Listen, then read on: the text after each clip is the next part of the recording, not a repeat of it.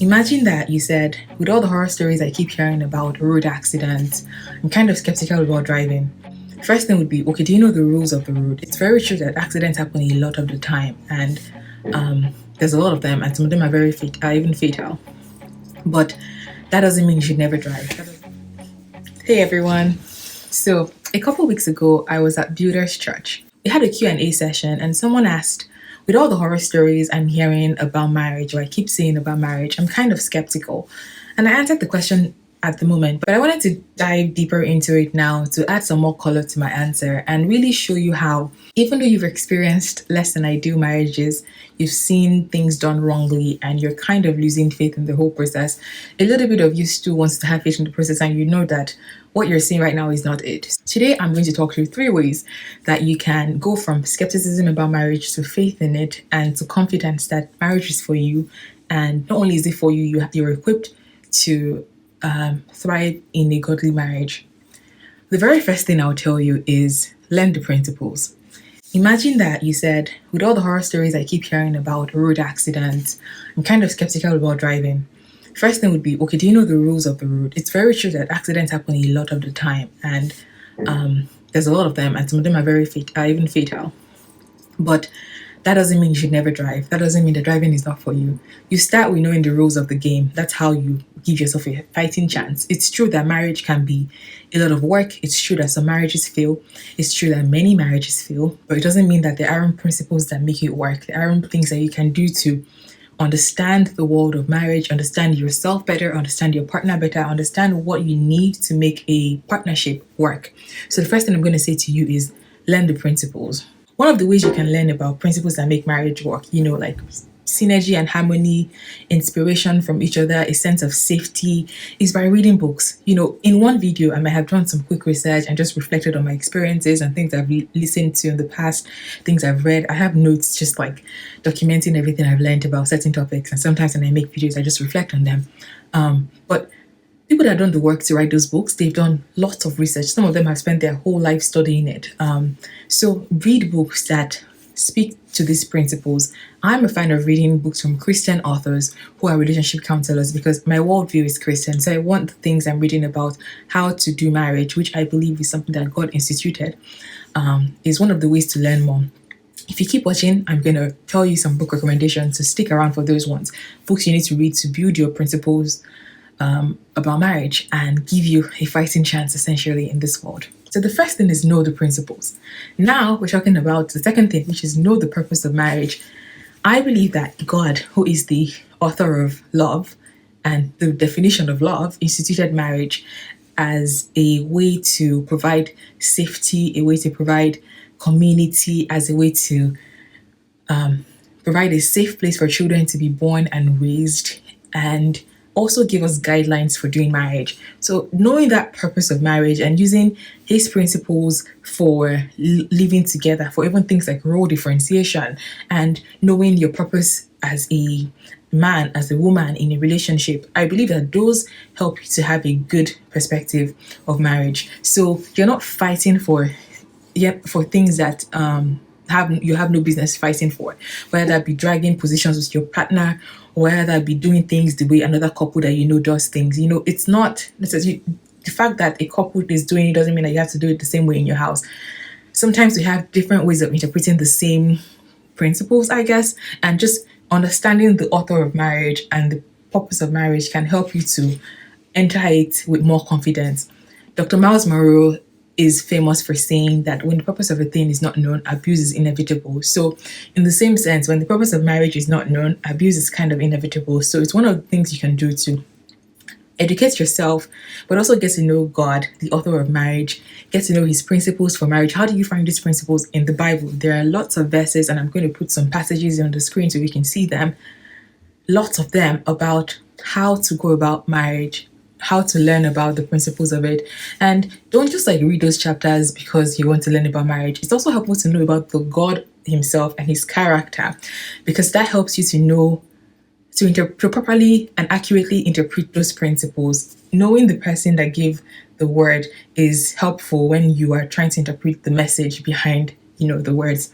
Essentially, know the purpose, know the God of the Bible is one of the ways to better understand this institution of marriage and what you're getting into. The third thing is know the process. So first we had know the principles. Second we had know the what? Know the purpose. And third we have know the process. What does that mean? So if you're coming from a place where you don't have a lot of faith in marriage, you're not just going to wake up tomorrow and be like, okay, now I believe. Change is gradual. So give yourself time to change. How do you do this? So while you're studying these things, these books you're reading, this Bible, you're trying to learn about God and what He means when He commands us to love one another, and when He says it is not good for man to be alone, I'll make a helpmeet suitable for him. When He says all of that, what does it mean? When you're doing all of this, it's helpful for you to do this in community. So you're not the only first, you're not the first person that's interested in marriage. I hope you're a part of a local church. This is why I go hard for the local church. You can find a community of believers as well, older, wiser couples that their marriage looks like it's going well. I know that looks can be deceiving, but start to probe a little bit, not like by being nosy, but just by being friendlier, offering to help them, listening to the way they talk about themselves, their spouses, about God.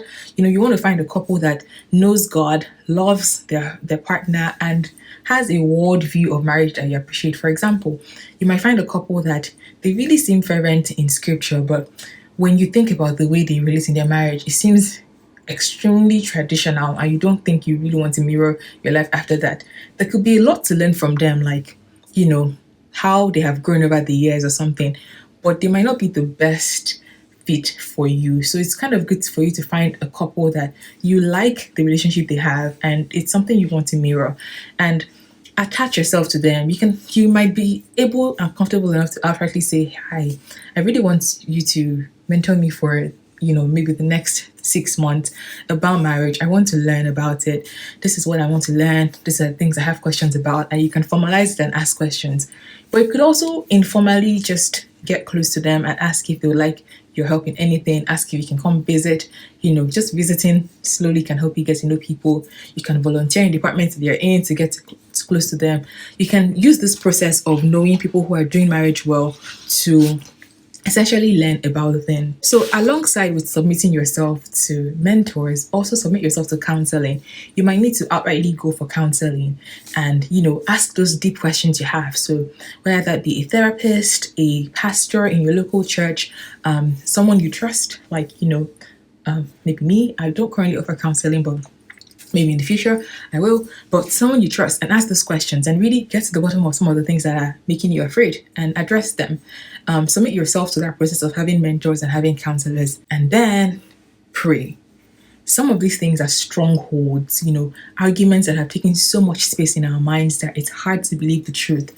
Submit yourself to counseling, submit yourself to mentorship, but then submit yourself to God as well. Bring these things to God, these hesitations, and ask Him to help you to understand His will. Ask Him to show you the truth. Ask Him to lead you. Ask Him to direct you. Ask Him to bring things your way to help you understand things, people, and experiences. Ask Him to help you to mute the voices, the negative voices in your mind, and ask Him to help you and heal you.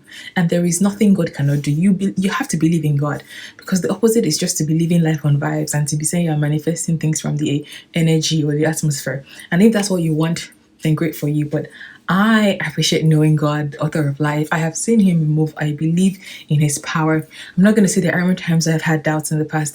Those things come up, but even those doubts, I submit them to God. So all of this is to say it's a process of learning and unlearning. So if you have doubts about marriage, seek out godly models that you can learn from, and then begin to replace the models in your head with the good ones. Seek out the right principles. So you replace the nonsense you've heard with the right principles that make things work, and submit yourself to the process. And I pray that as you go, God will help you to envision a marriage where things are loving, things are thriving, and God is helping you. If you've enjoyed this video up to this point, it means you will love my channel. So go ahead and hit that subscribe button. Give this a like. And if you want to add, some other tips to this video, please add it in the comment box, or just want to say, hey, this was awesome and I want to encourage you. You can do that as well.